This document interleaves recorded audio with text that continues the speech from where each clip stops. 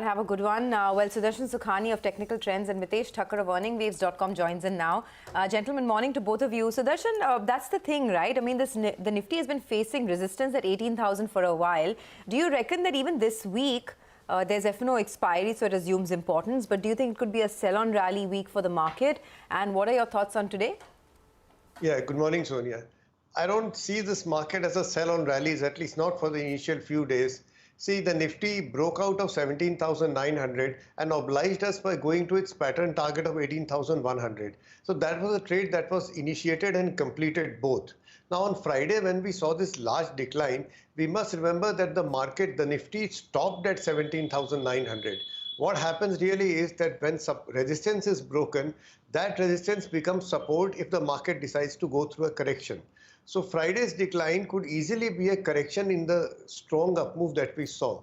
So I would be a buyer so far as 17,900 holds, which really means that if you see the Nifty going above it and trading above it, I would be a buyer with a tight stop just below, let's say at 17,850.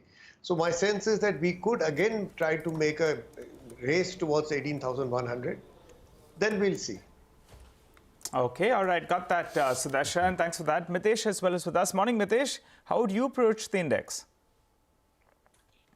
Morning, Ed. I think for me, it's still a market which is basically contracting and range bound.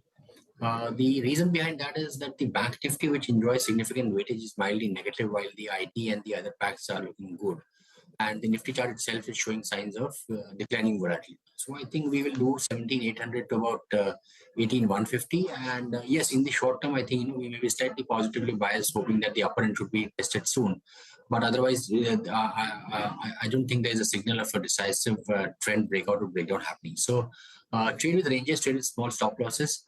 Declines to 17,850, 870 for me are buying chances with a stop below 17,800, and around 18,100, 150, I would be wanting to book profits and even explore short.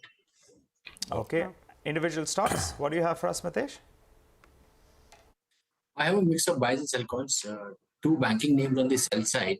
That's IDFC First Bank, where I recommend selling with a stop just above levels of 57 for targets of 53. And Federal Bank looks corrective after a long time, so let's just sell with a stop at 130 and look for short-term targets of 121. On the buying side is Larsen and Toubro. Keep a stop below 21.95, look for targets of 2,300. And Asian Paints, after a good correction, is now showing signs of an upward bias. That's a buy. Keep a stop below 2,800, look for targets of 2,905. All right, and Sudarshan, how about you? What would be on your buy and sell list this morning? Well, they're mainly mid caps because the Nifty is a little, well, let's say laid back today and for the next few days. We're only looking at a mild up move.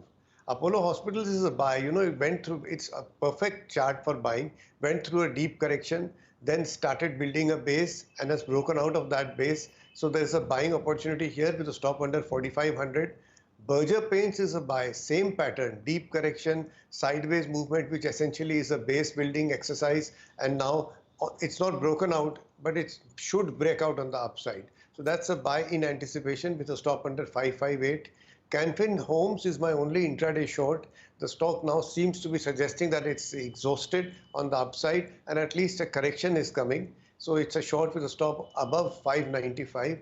And finally, Tata Steel is, not really building a base, but it's giving signs that maybe it can see an up move, at least a short-term up move. So that's a buy with a stop under 108. Okay, all right, gentlemen, good speaking with both of you. Appreciate you joining in with that perspective. We'll take a quick break here. We'll come back with the pre-opening rates. And of course, we also have Naveen Sahdeo of Nuvama Wealth to discuss the outlook for the cement sector. There's a pack which was buzzing on Friday.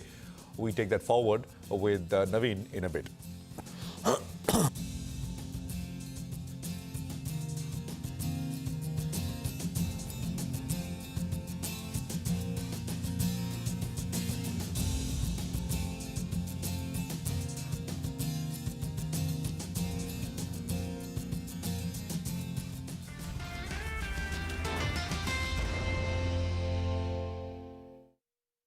Get the